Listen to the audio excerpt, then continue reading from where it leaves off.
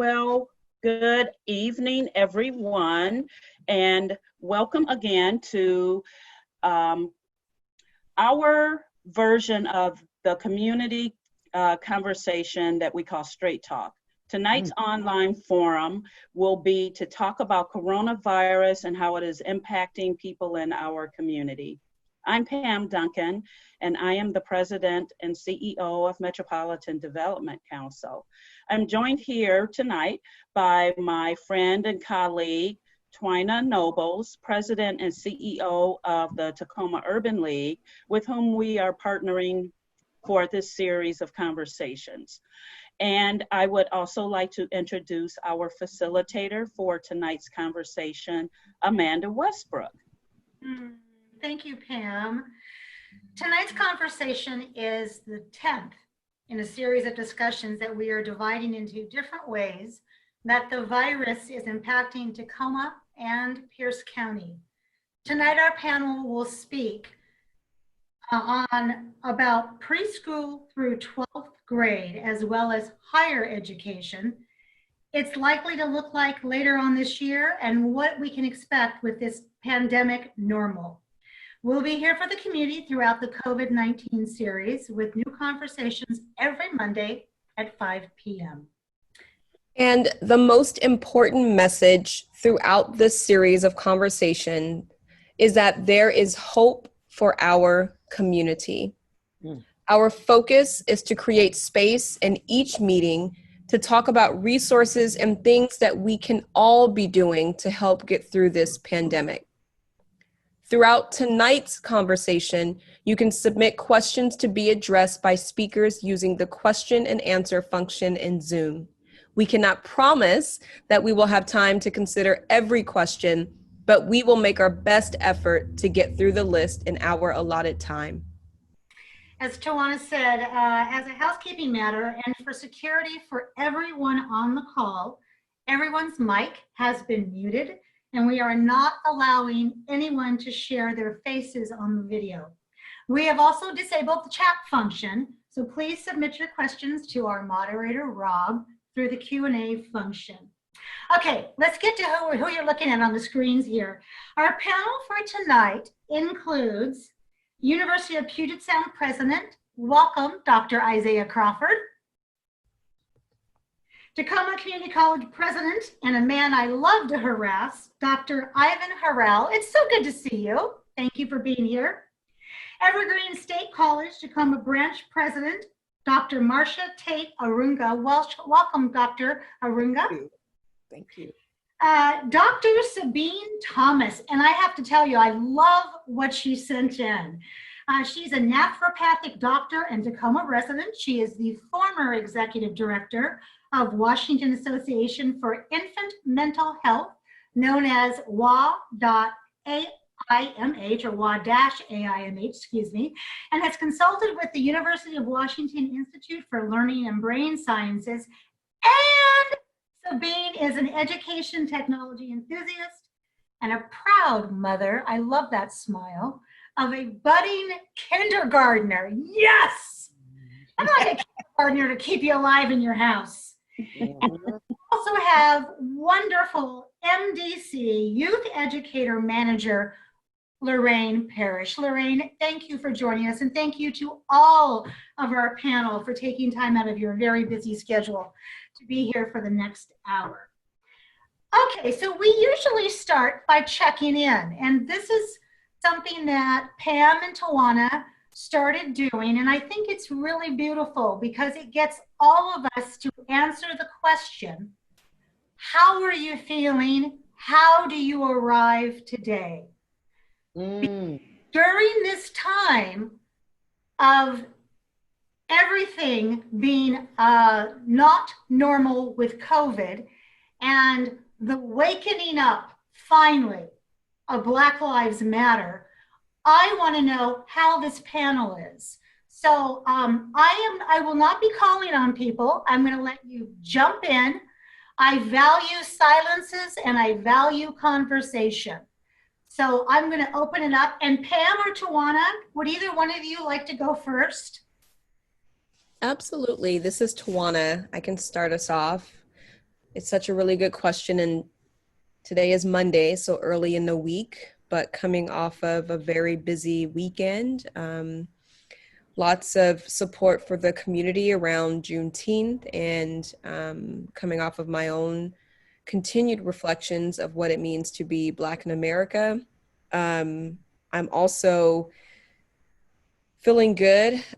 We have now reached the end of crisis schooling, homeschooling. We are all free from that responsibility, and will continue doing enriching learning throughout the summer, but feel very good that we survived the nearly 3 months of COVID-19 homeschooling. And I look forward to, honestly, just better days for our community. There's a lot of great momentum, a lot of good efforts, a lot of folks who are joining this fight, the fight against racism and discrimination and bigotry in our country. And I feel very optimistic that our community will stay focused and will stay in the work, even as our economy continues to reopen and our lives become busier. And I look forward to my regular sleep. I think since between the pandemic and everything else that has happened in this country, it is impacting my sleep cycle. So I am looking forward to a more regular night of sleep without so many things on my mind, without thinking of the small businesses and the kids who still don't have adequate technology, and kids who will continue to suffer this summer because they won't have meals or resources, or the kids who will be out on the street without places to plug in because our normal summer activities and safe spaces will not be available. So there's just a lot on my mind, and I just honestly am looking for a night when my mind can rest and our community can be healed. So lots of work to do, but I'm here and accounted for, and trying to ease my mind. Mm-hmm. Thank you, Tawana. Thank you so much for that. Miss Pam with the allergies, whose beautiful face we cannot see right now. How's your heart? Yes. So physically, yes. Just as a so folks will know why I'm not appearing today. Allergies just have me really. My eyes are completely red, and I just am not camera suitable right now, and this is with allergy meds, so I'm also pretty drowsy as well. However, I am hopeful. Like Tawana, my mind is constantly racing when I'm thinking about all of the things that we are confronted with right now. I am labeling the space that we are in now as a revolution of consciousness, and it is requiring us to think, act, process, show up in a completely different way. And that is all of us. It is not just Black folks. It is all of us. We will not ever be the same as we were prior to everything that has occurred over the past several months. And I'm hopeful. I am hopeful. And so that is where I am. I am here. I am present as well. Thank you for asking. All right, I'm going to let any one of our esteemed panelists jump in. I will not be sharing any point of view. I am humbled and honored to sit, to listen, and as a white person, to learn. So go right ahead, please, and jump in as you feel. Well, thank you, Amanda. This is Isiaah Crawford. And again, thank you all of you for inviting me and including me on tonight's program. I'm very honored to be here with you. And as Tawana and Pam indicated, this has been a very, very long period. You know, it seems like we have had the advent of COVID-19 really as an area of focus since for us at the University of Puget Sound, probably since about the second week of February, third week of February, where it was just really front of mind, and it has been there since. to this point with all of the other issues that we are managing, a recession that we have now essentially entered into, as well as this moment in our nation as it reflects in a most different way as it relates to issues around racial and social justice, and a particular focus on racism and anti-Black racism. This has been almost a 4-month period of time that has felt like 5 years in some respect. And I think we're all really energized. If I can use positive language, I'm going to stay positive and glass half full. But I think we've all have been taxed and stretched in ways that perhaps have surprised us. And this is a process that we are undertaking to try to respond to the moment, deal with uncertainty in ways in which we just have not had to before. I think several of you know that I'm a clinical psychologist by training, and I can share with you that the human psyche is not built to deal with ambiguity and uncertainty and ongoing ambiguity and uncertainty, and it's inherently challenging by its very nature. And so it's important that we are focused on the work at hand, that we remain optimistic about the future, that we're going to be called to continue to be adaptive and flexible. But it's also important for us in this work to have some focus around self-care, as Tawana was just indicating as well, in terms of how she's looking to kind of focus on her sleep cycle, which is most important. But this is a moment in time that we need to seize. I'm also kind of aware now of being a person of a certain age, or a man of a certain age, and here we are talking about and addressing this issue around race and racism in a way that is very different. And I'm very, very hopeful, and I'm very proud of our young people who are really driving this forward in ways that are distinct and different. There's a sort of a passing of the baton in a certain sort of way that I think is good and forthright, and the roles that we're going to look to serve to help support and propel this nation in terms of change going forward. So I look forward to our discussion and look forward to talking with you more directly about some of the operational things that we're working on in higher ed to move this forward. So Dr. Harrell and I'll be happy to kind of speak to that aspect of the work.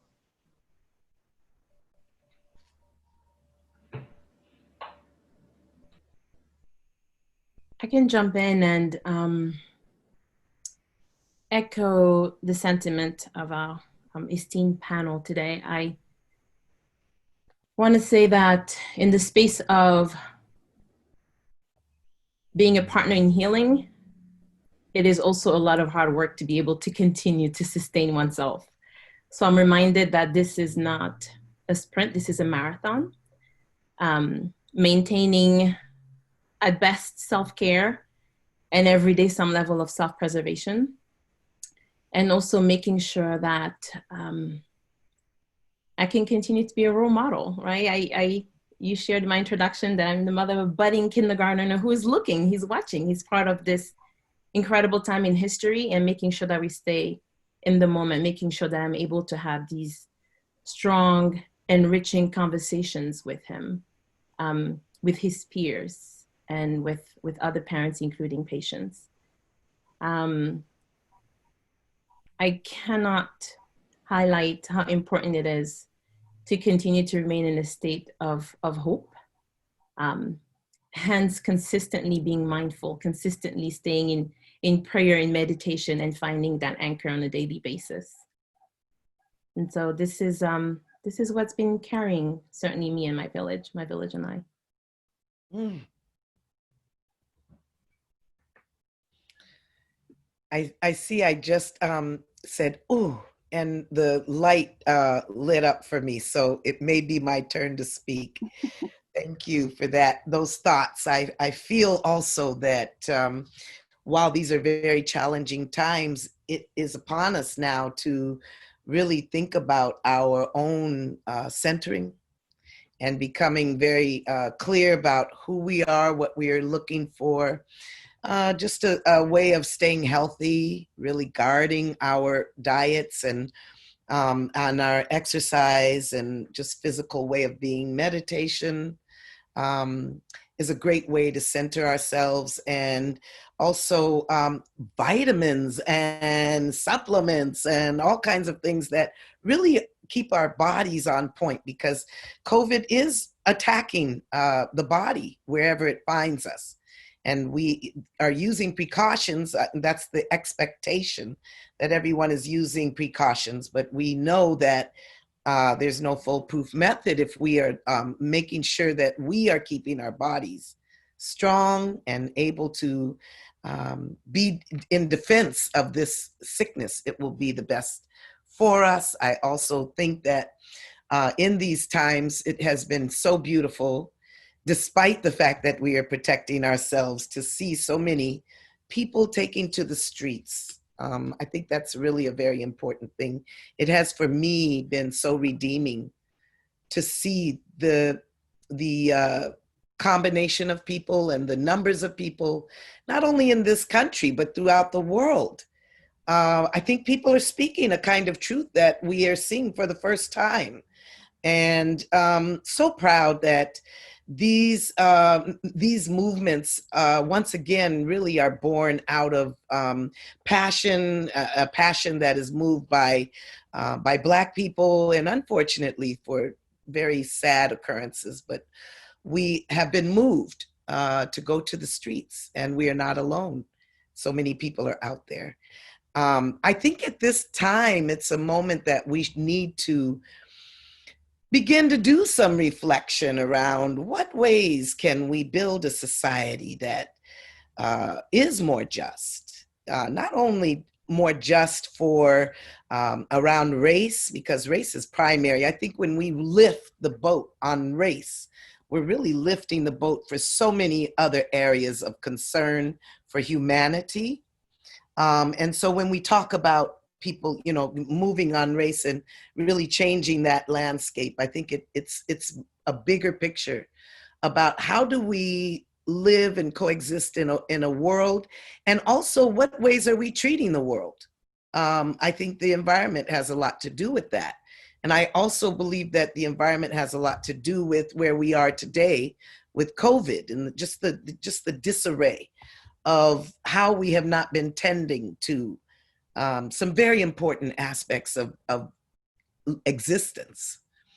We are now called upon to do that. And so it's a very sacred time. We really should not take this time lightly. It is a time for really personal reflection and also for collective action. How do we live and coexist with other people? How do we manage to to communicate and to be of assistance to other human beings when we are in a quarantine condition?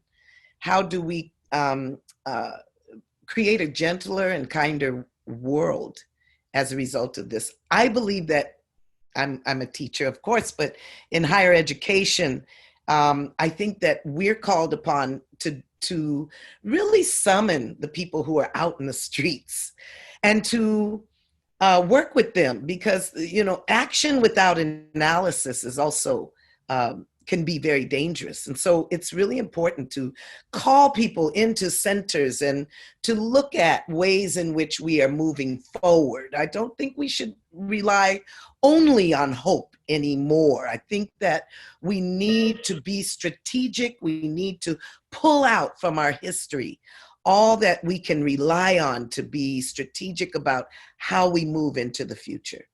And maybe the fact that we're being a little bit more still right now and witnessing the kind of social atrocities we're witnessing is a perfect storm that may actually be ripe for change. And then there's a role that we all play in that change. And so I'm both excited and anxious in terms of my own health and my own abilities and where I'm at as a human being, a Black woman. I'm actually reconsidering being a strong Black woman.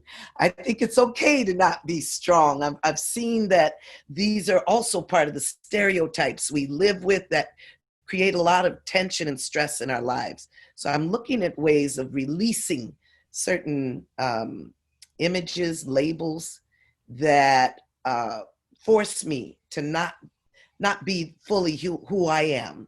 and to be fully authentic as a human being. And so I think I'm exploring that, and it's exciting. I'm inviting other people to do the same. Beautifully said. Thank you.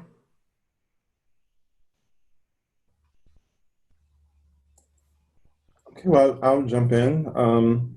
So I have to say I agree and echo everything that has been said before. And I'm arriving here today as exhausted, tired, feeling sometimes beat down. In the ways I'm kind of feeling and internalizing everything that's going on in the country, and the impacts that it has on me as a Black man, and continuing to revealing things in me. I'm continuing to learn things about me as we go through this environment, but also balancing that with the fact that I need to be strong for the faculty, students, and staff at the college, and lead them in a way that they're proud of and they think is in their best interest. But again, still dealing with the fact that behind that, there is this person who is having their own internal struggles with how to respond in this environment in which we live in. And so I think what that has done for me, and when we take everything that's going on, I do think it is a critical moment in time for our country and our globe, for humanity. I think it's a critical time for the college and all of the institutions that we are a part of. And that we should not take advantage of it, as Dr. Marcia has said. And so one of the things I've found through this time is that I am continuing to become more and more unapologetically me, in allowing that whatever that unapologetically me is to be seen in regards to the way that I lead. So, you know, there are some times where in the past where I know I've wanted to say things certain ways, and should be concerned with how they're going to be received and those things. And we should always do that. But, you know, my level of reservation around some of these things, particularly with pushing intentional conversations about race and the impact that it has on our students, our faculty and staff, I'm less reluctant to do that anymore. And so I do, again, think this time I am starting to become more and more aware of who I am and how it impacts the way that I do work on a daily basis, but saying, hey, this is me, and this is what I stand for. And, you know, don't be surprised when I say these things, or I do these things, or I push these things, because it's important for me to do. Just because of who I am, and also using the advantage of this position that we have. I think the other thing I'll say is, as we said, this is a time of uncertainty, you know, unexpectedness. And for those of us who are in leadership roles, we like to function in a place of, we know where things are going, we know how we're going to get there, we know months in advance of where we're going, and that we haven't had that ability to do so. And so I say that to also remind everyone to give our leadership, and I want to preface the leadership that we're talking about here today, not US leadership. Give our leadership some grace. Because all of us know, and we have experienced, you know, why haven't you made this decision? Why did you do this? Why didn't you do this? Why didn't you do this? And it's like, folks, we're trying to do the best that we can to manage these very intricate systems in an environment that none of us have experienced. None of us. So to also give each other grace as we continue to go through this environment. Thank you, Dr. Harrell. Beautifully said. That leaves you, Miss Lorraine. Yeah, thank you all for your perspective. I come today as a woman who identifies as Indigenous, and my partner is African American, and together we have 2 daughters. And being that our joint populations are the most targeted by the violence that's being perpetuated these days. We've had some tough conversations that you shouldn't have to have with a kindergartner or a 4-year-old. So, but those conversations are essential. I've also been finding myself helping my fellow people of color who are not Black understand that there is inherent and implicit bias in how we talk about or approach things at times, because we've been perpetually pitted against each other. So bringing to the forefront how I can be a better ally while also educating my staff and those around me on how they could do the same has taken a lot of energy, but it's good energy and it's worth it. I've been pouring into my staff and making sure that they've been practicing a lot of self-preservation versus self-care, because to me, self-preservation is like you get your nails done and go to the spa before you have the meltdown. So just getting them to really, like, even if you don't feel like you're at that tipping point yet, make that time for yourself. But those who can't do, preach. So that's what I realized over the past couple of weeks as well. I should take some of my own advice. So I've been going for more walks and trying to really have that connection outside of Zoom meetings and stuff with my children and my family to the extent we can. But yeah, it's been hard being a teacher and a program manager, and then everything being told to move online, and being somebody who likes to plan and wants to give 100% in every area. It can suck when sometimes you feel like you gave in maybe 30% to each area that week. And how do you recover from that when you're trying to keep the morale of your team up? So kind of like what Dr. Harrell spoke to, like that being strong for the team to make sure that we don't lower their morale, that can be daunting, but it's good work. I've been inspired by the youth movement and that passing of the baton that was referenced. Some of our students helped plan a very successful Juneteenth rally this past weekend, and they're leading conversations with officials and people in their schools and their peers. And so I remain very hopeful. But yeah, it's been a lot of energy. And some of my frustration is also, growing up on a reservation and in that culture, time has always been cyclical. It's never been linear. So to see COVID, a pandemic, and this perpetual racism just coming back and forth again, it's been really frustrating and aggravating. But I think we're at a point now where, as people start thinking about what getting back to normal looks like, how can we make it a new normal where a lot of those things are dismantled, or at least they're called to the forefront, and we start working on those. So that's a little bit about where my headspace has been. But I wandered into the woods for the weekend and turned off my cell phone, and I feel a lot better now. So thank you for sharing that. So all of you, thank you so much for putting your words into your heart and then sharing them with us. That was a short notice kind of question, but all of you spoke eloquently and beautifully. The question that we have for the panel next is this: what do we know or suspect school will look like at each level of education going into next year? I bet we have a lot of parents who are listening, who are dying to hear your thoughts on that. So I'm going to let you jump in as you see fit.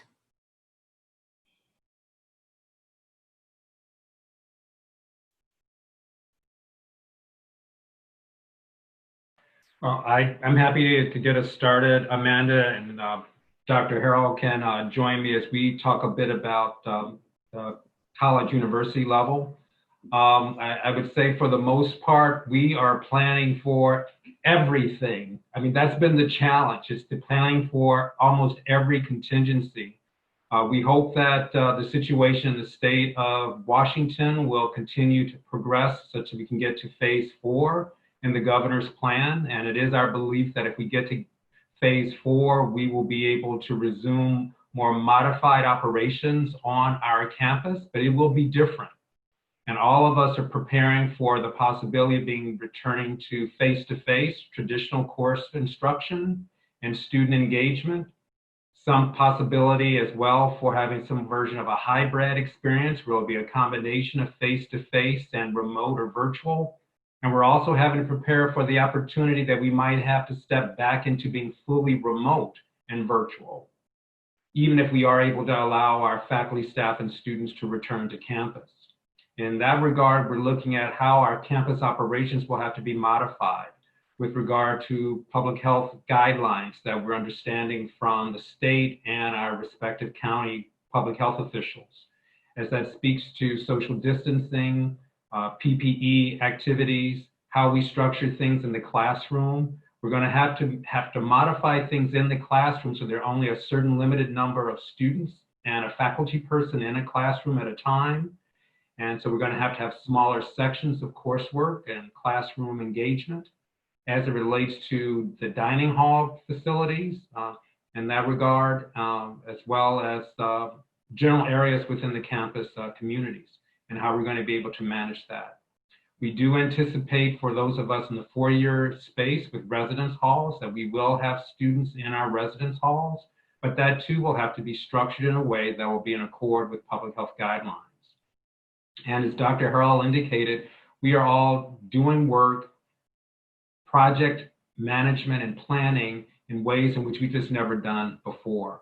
But we are hopeful. It is our belief that we will be able to resume that type of engagement if the virus will continue to abate and we're able to get to that place. But it's been challenging trying to prepare for every virtual possibility that you can imagine. Dr. Harrell, you might have some thoughts as well. Yeah, I again echo everything that Dr. Crawford has said, with basically planning for all kinds of scenarios.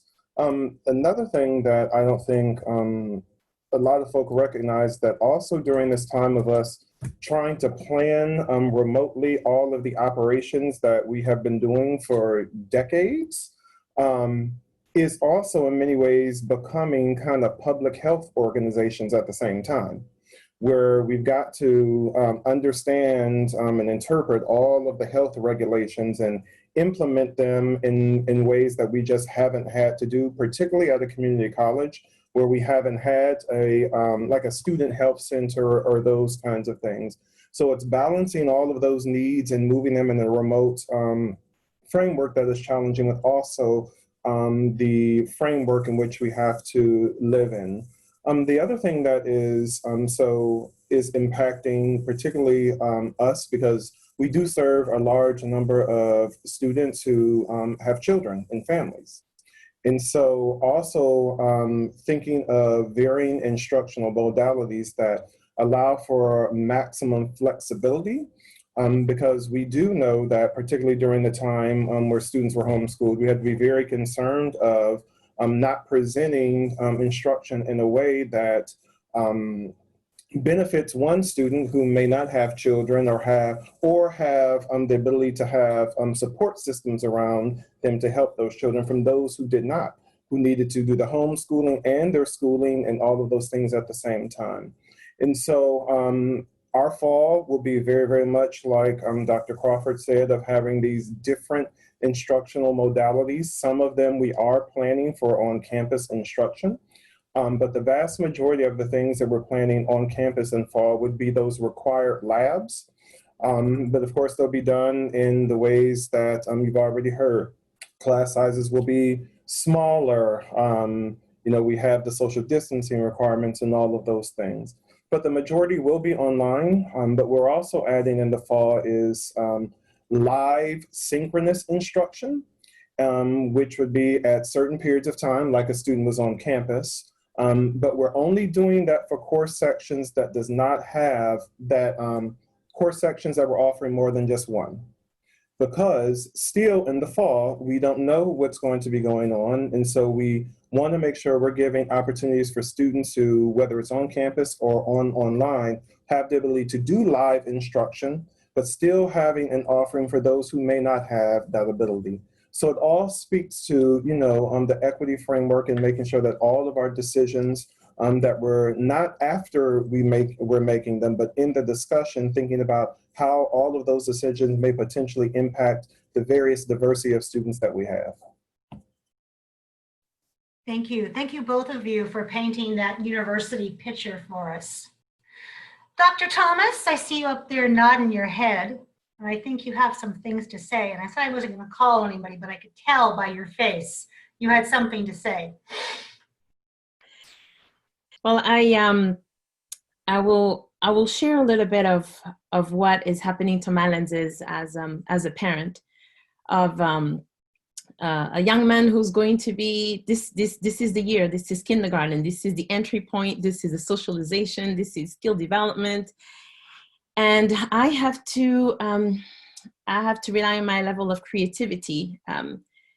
The uncertainty, which has been our theme during our call tonight and will probably remain for quite a bit, has led me to kind of take matters into my own hands. And I come from a space of incredible support. I both my parents are teachers.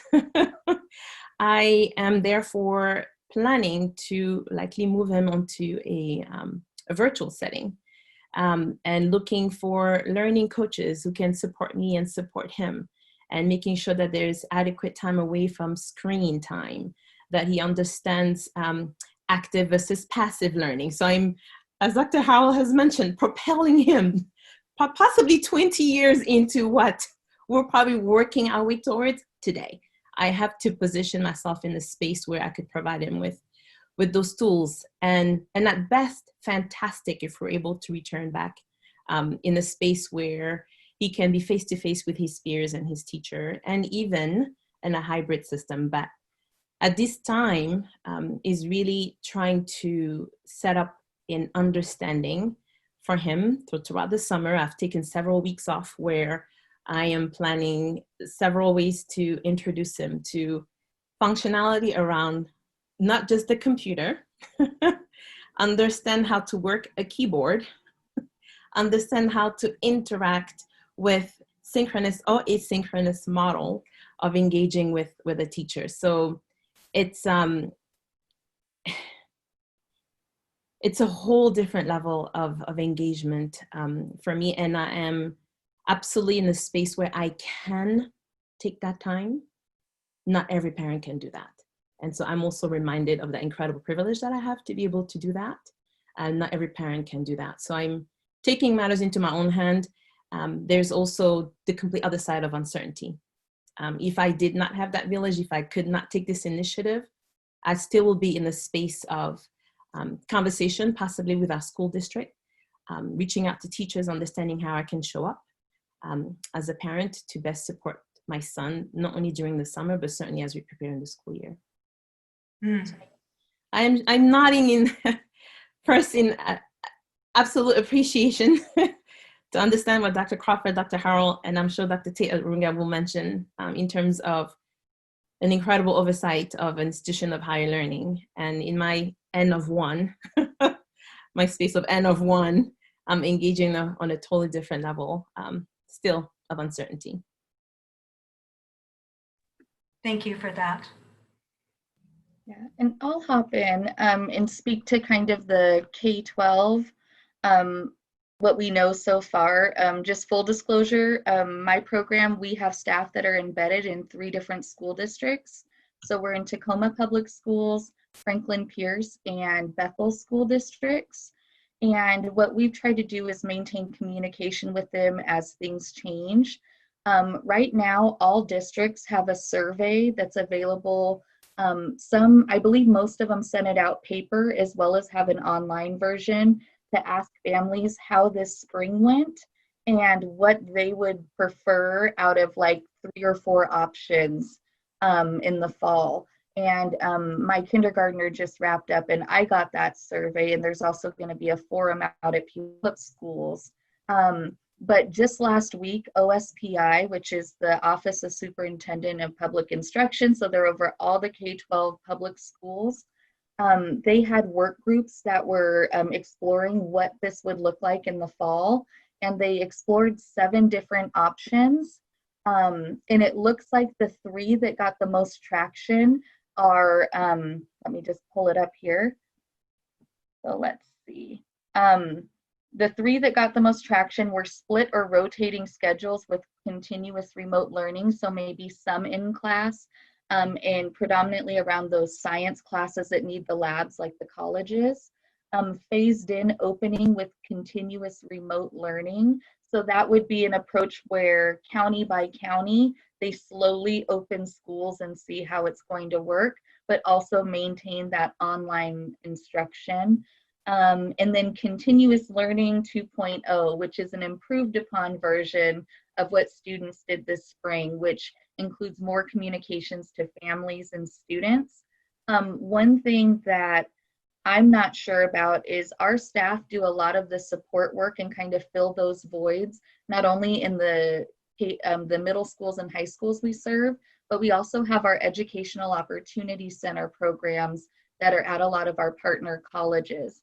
So what we're uncertain about as a team is, are we going to be allowed on campus, and what our fall is going to look like for working with students. So we're kind of on the edge of our seats and coming up with plans A, B, and C, as well as how we can serve students. But yeah, right now it's all the information and recommendations are there, and districts have been instructed to come up with plans that they will then propose to OSPI for approval.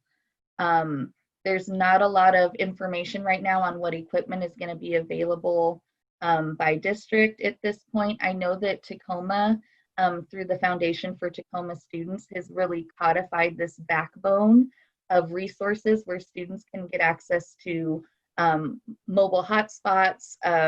There's laptops and different technology they have access to, as well as on their webpage, a bunch of COVID-19 resources that run through the summer. So we've just been working to try to help keep that updated, but that's also a great base to look for information as far as what Tacoma Public Schools is looking to do. Bethel and Franklin Pierce have been pretty good about keeping communication on their websites in particular and getting notifications out to family. What I would like to see more of through an equity lens is translated material, so it's not just going out in English to those families that need to hear it in the various dialects. So yeah, there's a lot of uncertainty in K-12, but in my role, what we're working on is making sure our programs, which are TRIO programs through the Department of Ed, are stabilized and ready to be nimble and kind of fold into where our partner schools need us. Well said. And with that, we want to welcome in Dr. Tate Arunga. So sew it up for us here, Dr. Tate Arunga. Okay, that's a tall order. However, I just want to say, I can reiterate what the higher education folks have said, but I want to point out that I have been pleasantly surprised at the response we have received about remote learning. It seems to have opened up a opportunity for people who could not learn in the more structured ways that we offer in face-to-face learning. What I think we might need to do, and this will be helpful to homeschool learners as well in K through 12, but I think as in lifelong learning, is to improve the quality of remote learning, because this allows us to continue a conversation separate from face-to-face learning. And I think there's some advantages to both of them. I also want to say that it makes a lot of sense when we are looking at how to do asynchronous work. So looking at what ways do we not sit in front of the Zoom all day, but can continue learning. And I think the advent of the internet has really given us some opportunities that we kind of did not pay attention to in the past. Actually, all of the information we need to know, all of the tidbits that we should be able to look up is findable. That's not what education is about anymore. Education is actually about the process of thinking, the process of developing from point A to a certain level of development that has gone somewhere. And so I think that where we might be going is a kind of accelerated learning, maybe possibly a deeper quality of learning with remote opportunities, so that students, I don't care if they're 6 years old, because I have two twin 6-year-old grandsons who I've been watching grow too. And I see them actually leaning into learning more away from school. So I see them asking me about options and other big words that I'm thinking, where did they get that from? They got it from their parents. They got it from the environment, their home environment that may have had the television on, or I don't know what, internet. Maybe even those games that they're playing are telling them words and helping them. So the teacher in the traditional classroom may not be the person we're depending on to deliver educational resources to our children. I think that they're now much more diversified. And our role might be to look at what ways we can stay relevant by actually directing the learner to certain resources, or directing them to how to process their thinking so that they can begin to design their own plans of exploration and learning. And I think that's something that we can teach a 6-year-old much easier than we can teach adult learners. But having said that, I think this is the age where we're forced into it, because the computer is what we've got. And so as we continue to lean into learning, and I really want to put out lifelong learning, this remote option is a true gift, because it releases us from the fact that you have to have paid this college tuition here, you have to be signed in, you have to have your number and all of those things lined up to have access to a classroom. In this situation, that access is a little bit more accessible to allow me to say the common learner. And common learning is what we as a nation need to be about, because we need to up our game with intelligence. We need to up our game in terms of what we know, what we need to know, what we're finding out. We've become very compartmentalized, and we need to stretch our breadth of what we know. That's how we're going to have the resources to move into whatever comes to us at the end of COVID. So I think that we have been set up in a way that, I don't know, maybe somebody planned it, but we've been set up in a way that we're forced to change, and we are forced to look at what we have available to us.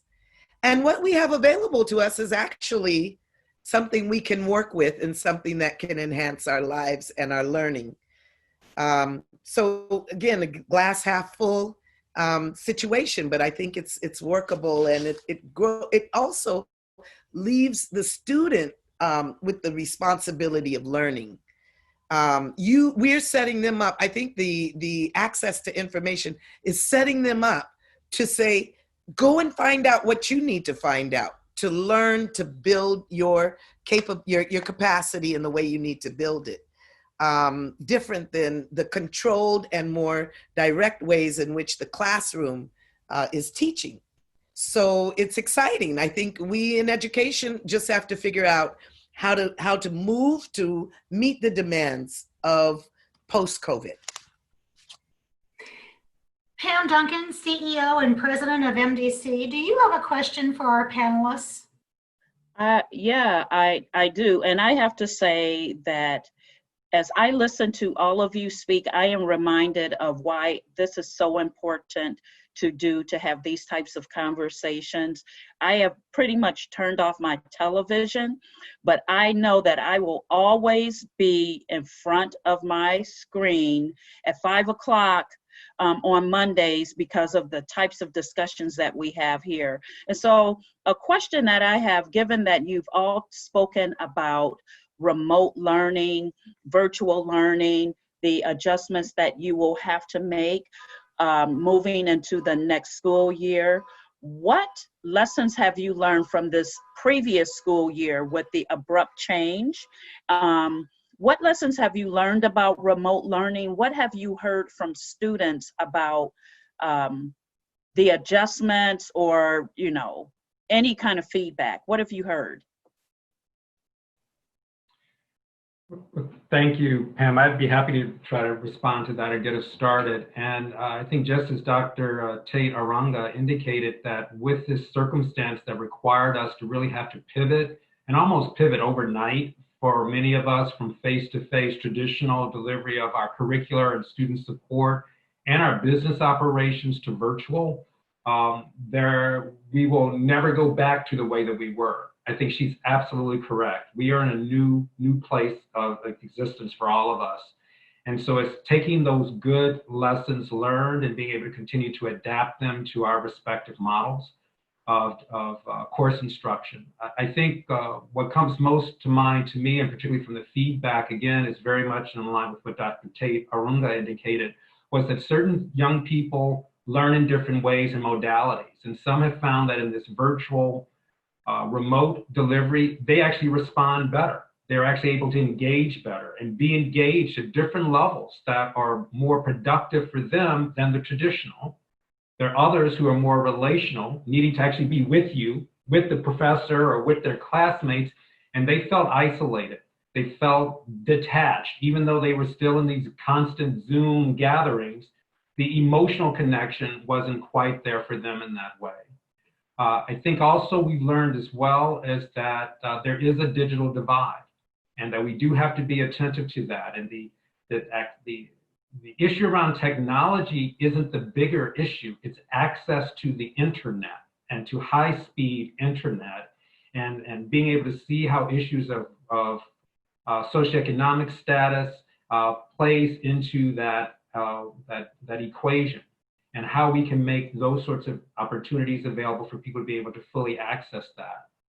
We've also learned as well that when we're having to be in these socially distanced or somewhat more isolated environments, individuals don't have places in which they can actually engage in their coursework. They have other responsibilities in the home that does not allow them to be able to have dedicated time and space to be able to engage in their classwork, because they have other responsibilities. They cannot have that sense of separation and focus. And so how we can try to create opportunities for that, hubs that will be able to do this in ways that will be appropriate within the public health guidelines that we have to manage, I think is also important. And I would also offer one of the other lessons, and I will certainly demur and let some of the other panelists have the moment to speak, but are also the ways in which we work. Virtual work has become known to us now in a way that we have not recognized that before. And there are going to be opportunities that our institutions will now have in terms of determining how we can engage in the business, if you will, of higher education with our business operations in much more of a virtual manner that might not necessarily require individuals being on our campuses to be able to do this good work and to support the academic and social engagement of our students. And what does that mean for us, and how does that function and cohere in a way that's going to be effective?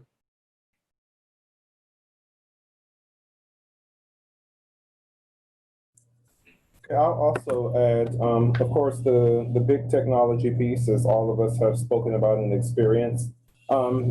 You know, as Dr. Crawford said, you know, just not having the access, but the internet speeds, et cetera. And, but also what we found was also needing to have additional opportunities to provide support for students to be able to learn how to use the technology to begin with, particularly for our most vulnerable populations, our adult basic ed students, our students who are coming to study who English is not their first language. And so you think about, I am an ESL student, I do have a computer, this is my first time. you all want me to use this online instruction piece. How do I even log on? What is Zoom? You send me this. I mean, if you think about, and we didn't have the opportunity to bring some of those folk on campus to do the face-to-face trainings that we know that would have set them up for the potentially to be even more successful in their use of the technology to begin with. And so we are hoping that, as phases open up, we are able to at least do some small group trainings for our most vulnerable students. All the things that we talked about with instruction, but also that student support piece. So we still needed to offer tutoring. We still needed to offer counseling. And how, again, do you do those in a remote way that speaks to the need of such a diverse student population? The one thing that I have been very, very pleased about is the agility of the institution. The faculty and staff did amazing things so quickly to really move operations to remote environment very quickly. And there were so many of those things that we were forced to do that we had been talking about doing for a long period of time. And now they're in place, and those are things that we know will continue. So one of those other lessons are we were forced to do some of these things fast, but many of those things that we'll be able to do as we continue to move forward, which I think will make our institution even stronger. The last thing, a lesson that we learned was that as we're thinking about all the supports for students, we've also got to think about our faculty and staff. Because as they're working to address the needs of students, they're having their own needs, particularly in this global crisis that we have. And so those were the things that were the big lessons that we learned. And I'll also add this piece. When we did a survey of students and asked them during the middle of the quarter, what was going well, 50% of them said that they were struggling in the quarter or had some kind of concerns in the quarter. And the top 5 concerns, which really touched on things that we've already discussed today, was financial concerns, feeling of connection, experience in the online class, just success as an online student, and access to time or space to actually use the technology that they have.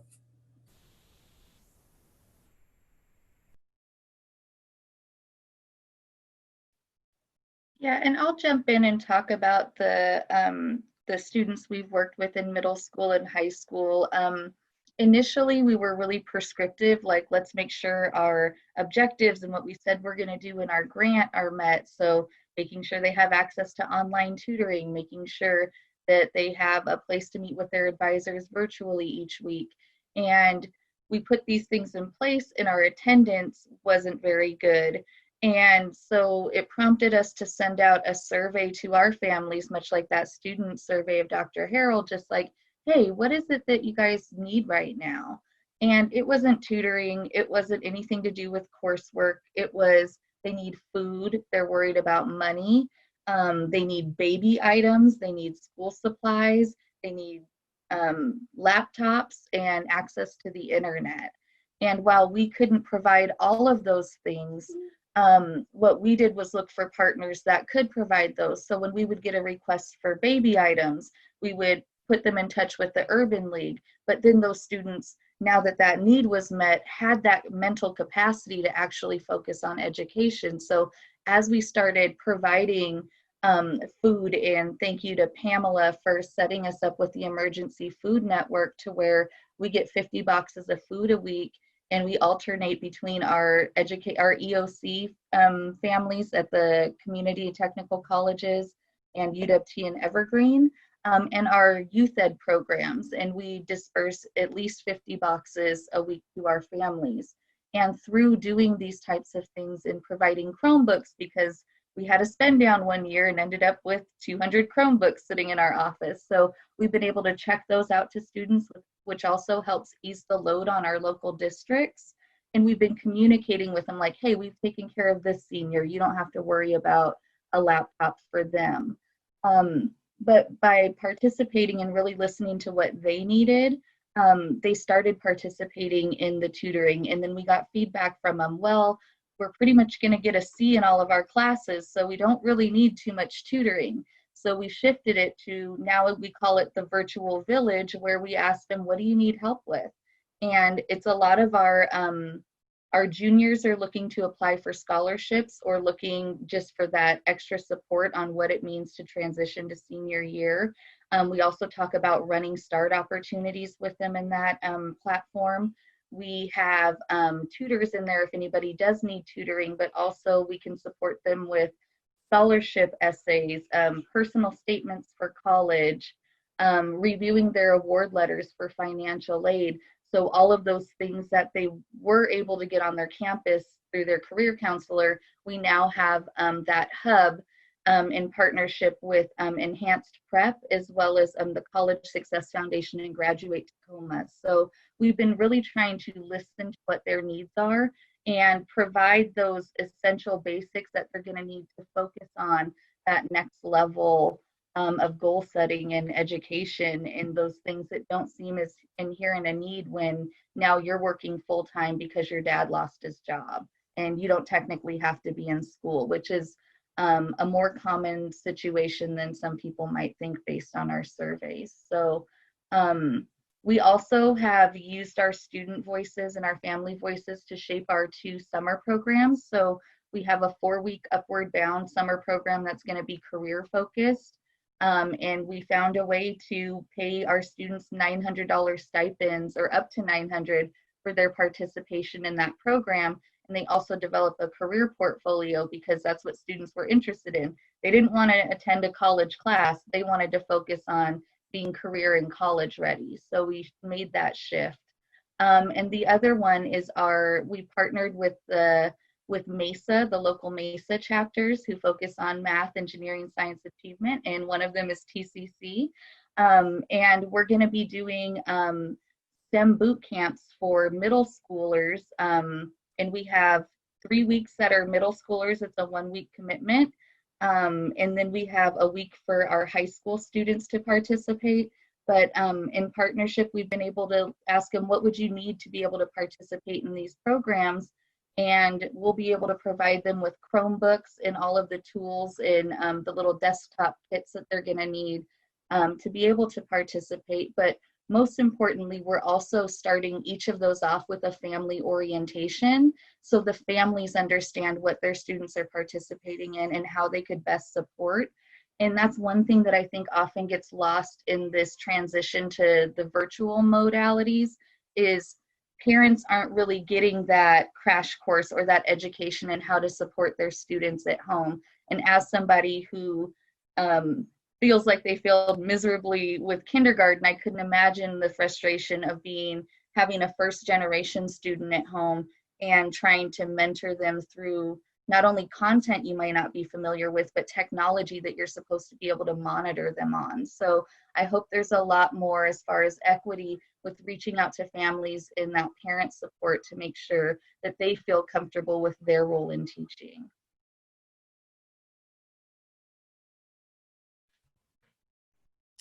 So I'd like to say that maybe it should be a human right that everyone owns a laptop. We had several Chromebooks and they were not as successful or as versatile. So I realized too that it really is about the latest technology, and a laptop might be more accessible. What everyone has said, I want to echo. There are challenges. I think what's available to households to make sure that learning takes place has been a challenge. But in my learning, I just wanted to say something really positive and different, and that is that we have held both national and international conversations in the spring quarter that were not possible before. They may have been possible before, but not really looked for. But because we were having certain subject matters, or for example, our spring fair that we have every year. We invite people, and we may have a record crowd of maybe 200 or 300 people. This year had a record crowd of 2,000 because it was remote. And we invited people from many colleges to come in and view our spring fair. And it turned out we ended up having a very organized and arranged cross-cultural dialogue with the University of Maseno, which is in Kenya. And we found that that dialogue really was so expansive for students, being able to talk to other college students who were exploring ideas on another side of the globe, and being able to compare thoughts really stretched the thinking of our students in ways that a book could not do. And even travel, where travel may not be possible right now, that was the best way to travel. And it was an awesome way to engage learners from another part of the world. So we have been experimenting with that as well. National speakers. We had a national speaker who was expected to come from New York, and he obviously could not come, but we turned it into a remote opportunity, and it was just phenomenal. We found that bringing national speakers into a Zoom learning opportunity was even more rich, and it gave us a deeper opportunity for learning, and so looking in ways that we had not looked before is what we're being allowed to do through remote learning. Very well said, all of you. Now I want to do a little time check here because we have 2 more questions, and I want to make sure you guys can hang out for about 10 or 15 more minutes. So give me a thumbs up if you can. Okay, excellent. Thank you. I cannot. That's okay. Dr. Tate, now you are amazing. I want to thank you so much. If you have to kind of scoot out. I do. I'm headed to the Hilltop Action Council coalition, which is going to be on the same Zoom kind of arrangement. But I just want to thank you. I look forward to working and meeting all of you. And I hope that we will have opportunity to collaborate, because that's the strength also of being remote, is to come together and find ways that we could be creative and service the same community in deeper and stronger ways. So thank you for having me. Our pleasure. Thank you so much. So Thank you, Dr. Marcia. yeah. Oh, she's gone. She's gone. She's quick. For the group, one of the questions is, what are the largest barriers to equity in the various learning environments that you foresee?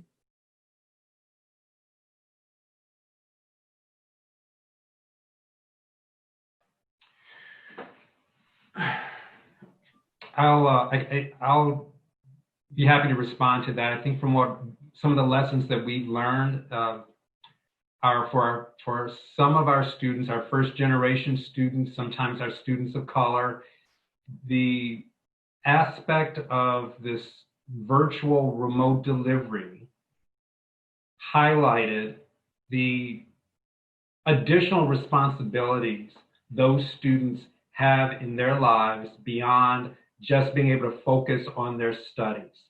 And there's a certain level of opportunity that is allowed when you are at a residential college or university, and you're there on campus and you're able to kind of focus on your studies and your pursuits. And you're able to do that with a certain level of focus. But when we had to release our students back to their homes, the responsibilities that they were called upon and felt the need to be able to address became as important or more important as they should have been to them than the pursuit of their studies. Where students who have a certain level of privilege or opportunity don't have those same levels of concern. And again, the focus too we found in terms of access, just being able to fully access the technology we're making available to them. If they did not have high-speed internet, Wi-Fi connectivity, they were not able to engage as effectively initially. So we had to figure out ways to be able to help provide that to them in that regard. I also think that there are just added levels of stress and responsibility that come with different types of students, that we had a better level of appreciation. And some of the levels of that gets revealed in ways that you don't see on the campus community. You know, all of our students did not necessarily have the opportunity to be able to put up a projection like I'm able to share with you now of the campus of the University of Puget Sound, but that you saw a glimpse into their homes. And you see some of the class divide and some of the concerns that our students had by having that part of themselves revealed in ways that they heretofore perhaps were not prepared to do so or didn't want to do so, and having to kind of manage that sort of element. And so there are a lot of social underpinnings that are associated with moving in this type of direction that we're going to have to be attentive to going forward, that I think is preeminent for us as we think about not only what the experience will be for students as they engage their coursework or their student social engagement, but what it means for them individually and interpersonally as well.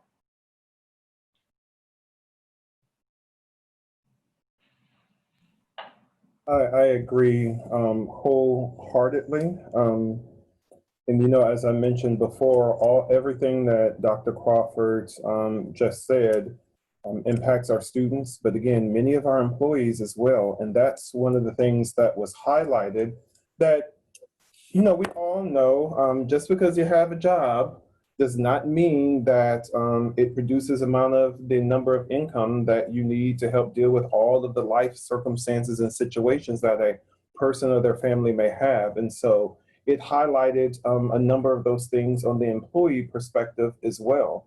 You know, as we were concentrating on making sure that we got the technology for students, but also making sure that those who would be doing the instruction had those basic technologies as well that a lot of us assumed that everyone had. So just as students were able to access, you know, on-campus labs, computer labs, et cetera, employees, we found that some of them were on campus, you know, using their technology within their offices, et cetera, because they didn't have it at home. And so, you know, all of those social underpinnings, understanding it impacts our students as well as our faculty and staff as well. The other big thing was just basic needs, as has been addressed a number of times, you know, from food insecurity and housing insecurity, particularly when you may had folks who were couch surfing, when now during a pandemic, the likelihood that a particular family is going to allow you to jump from here and here because of concerns with the virus even exacerbates some of those housing insecurities that some of our students had as well. And then of course the financial perspective of it. So I think it continues to remind us of, yes, we are supposed to be providing education. We also have the responsibility to be providing some of those basic needs that are allowing our students, our faculty and staff to be able to tune into the work that they are going to be engaging in.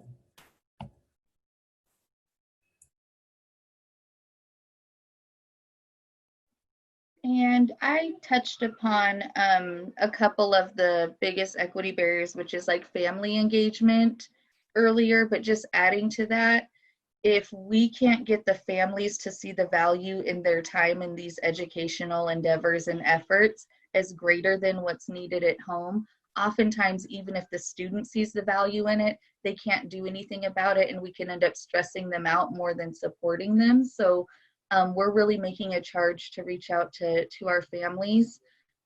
One thing I feel like we're blessed with in Tacoma is a wealth and abundance of resources, a district that has a platform and a lot of students.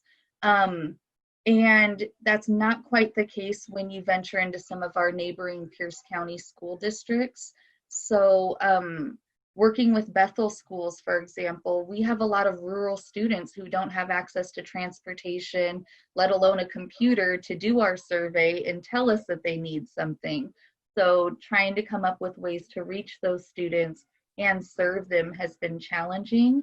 But I know that as Metropolitan Development Council, we don't just serve Tacoma, we serve Pierce County. So what I've been really trying to invest my time and effort in is helping to fill those gaps in those districts we serve, but also make sure that on platforms like this, Clover Park School District and Puyallup School District and Enumclaw and all of these other school districts aren't forgotten in that shuffle. Because it's great when we can provide mobile hotspots to all the families in Tacoma, but when the neighboring districts don't have access to that, how can we then partner them with that that entity that was able to provide that and maybe share that platform? So that's what I'm trying to strengthen, is communication and coordination between our school districts through the role and partnership we have in that capacity. But definitely families and making sure we're reaching people in the languages and in the formats that they need. That's the only way that we can really replicate that human element, which is what a lot of our students said is missing, is just that personal connection. So yeah, that's kind of where we're at and what we're looking to address through the summer and beyond. I wanted to maybe address answers to your question 3 ways. And the first one is through the lenses of a physician in speaking to patients and parents who are coming in. There is now an opportunity for, which may have not presented itself pre-COVID-19, there's now an opportunity for parents to have this proximity to the children, to actually cook, to actually be able to, once they have access, right, once we think about the basic social determinants of health, to have access to food, to purchase fresh goods, and to actually take the time, because they're not able to purchase it from a restaurant, to actually take the time to cook with close proximity with their children. So there's an opportunity to model, to relearn, to unlearn through a healthcare perspective for children who may have had difficulty with performance, behavior challenges at school. There's now an opportunity for parents to be fully engaged in a completely different way or fashion with their children. From an academic perspective, I have heard from several parents who've come in who share that they're now, particularly in light of current events and not so current, in light of current events, to be a full collaborator in the content of the children's learning, to actually focus on the history of the United States of America, to be able to engage in a completely different way, to take the time to read a book through completely different lenses, to not have, as OSPI provided some space for teachers to focus on social determinants of health and then work on the instruction.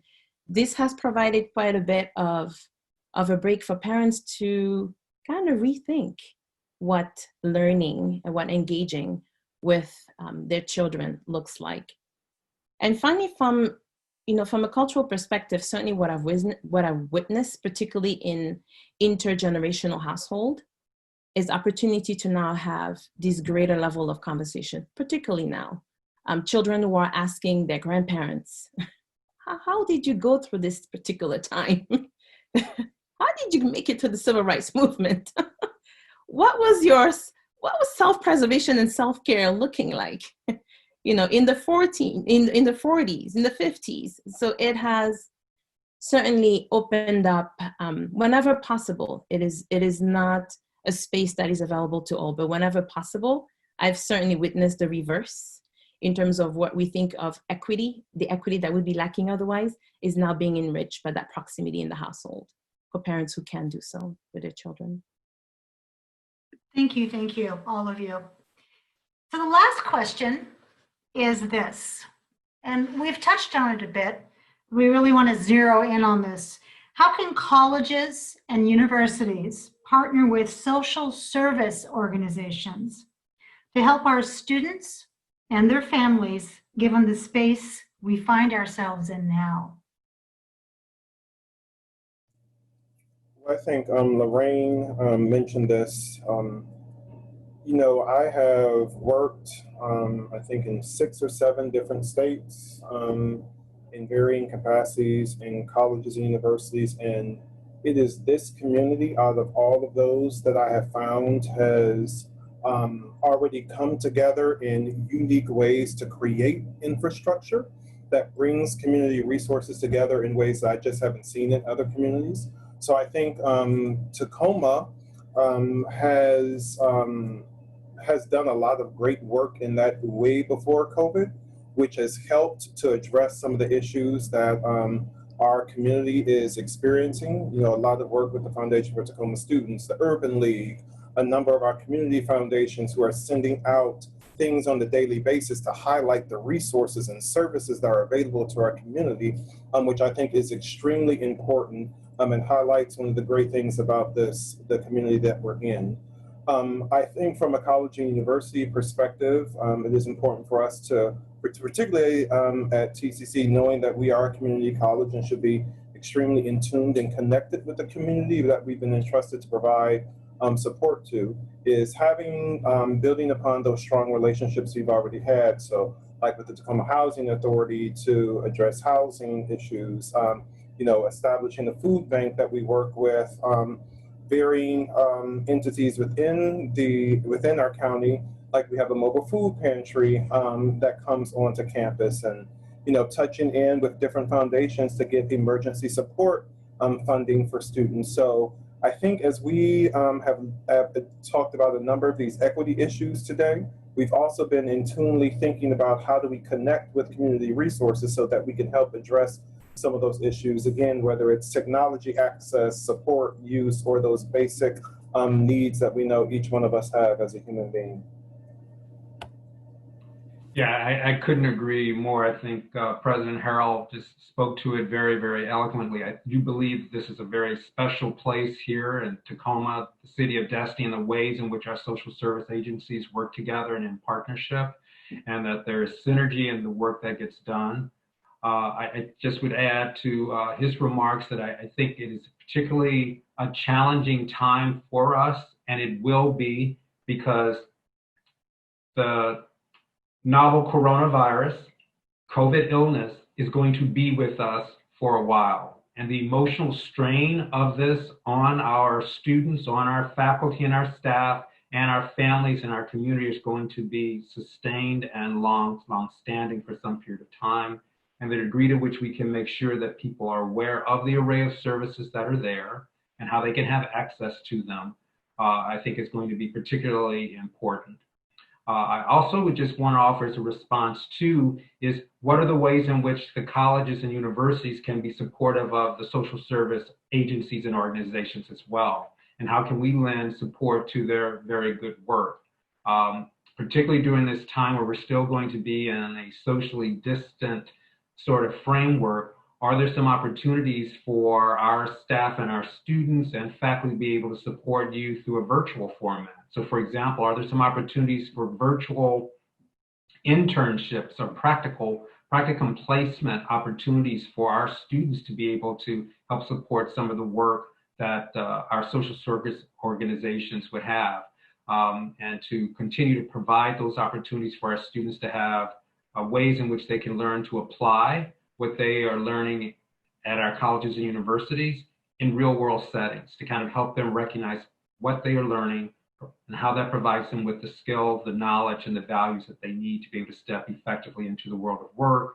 or go on for an advanced study going on. So I think we have great opportunities to build upon a network that's already there and begin to kind of think about it in some different and unique ways, given the circumstances that we're finding ourselves in right now. And I'll just add, while we're not a college or an institution, MDC is a collective community action agency. So it's within us, we have not only education programs, but we have behavioral health, mental health, we have detox, we have energy assistance and housing support, and a number of different arms that, being in this role that I've been in for less than a year, I've realized internally we don't even really know what all exists. So one of the things I think we could do better is elevating our own platform and making sure that not just our current partners through MOUs have ideas of what we do, but that we're reaching out to UPS and all these other educational entities and making sure that they're aware of what we have and seeing how we could partner. Because that's what we want to do, is expand to meet the need. And as more students enroll, especially our local students through the Access program, go to UPS, it's really important that we're shifting and not just resting on our laurels with who our current partners are, but expanding and revisiting how we might strengthen the partnerships that exist. So that's one thing I envision us doing in the future, is just expanding that platform and opportunity, and making sure people are aware of what we have to offer. Beautifully said. And Amanda, if I can add, I mentioned that so United Way with the Great Tacoma Community Foundation is sending out the Pierce County Connected COVID-19 emergency response report every day that goes out, and it highlights all of the varying resources that community organizations have to support folks in the community. So if folks haven't received that, they can sign up. Again, there's information on United Way of Pierce County and the Great Tacoma Community Foundation. Very, very well said. I want to thank Dr. Ivan Harrell, Dr. Isiaah Crawford, the amazing Lorraine Parrish, and of course, Dr. Sabine Thomas, and of course, Dr. Marcia, Tate, Arunga, for being here today. I want to thank Pam and Tawana also, because this is their genesis. They started this, and it's really quite lovely. We are here every Monday at 5 o'clock. Our next session will be June 29th. And I would like all of our panelists, you three, to agree to come back later on in the summer as we get toward that quote unquote, it's time for school again, because we don't quite know what it's going to look like. And we've had a great audience of parents who have been listening and shooting us questions along the way. So I know we're going to have more questions to come. So I just want to say thank you to all 4 or 5 of you for co-parenting our youth here in Tacoma, and also coming alongside our parents. This is a very difficult time emotionally for all of us, and to be at our best for our children is the best that we can be. So I want to thank you, all 4 of you, all 5 of you, for being here today, and say thank you to Rob Huff, who has been our tech host. And thank you very much to Tawana Nobles, our president and CEO of Tacoma Urban League. There's Rob. And also thank you so much to Pamela Duncan, president and CEO of Metropolitan Development Council. And we look forward to seeing all of you next week at 5 o'clock on Monday, June 29th, for more Straight Talk. Take care of you and yours. Bye-bye. Thank you so much. Bye, everybody. Thank you, everyone. Thank you. Good night. Good night.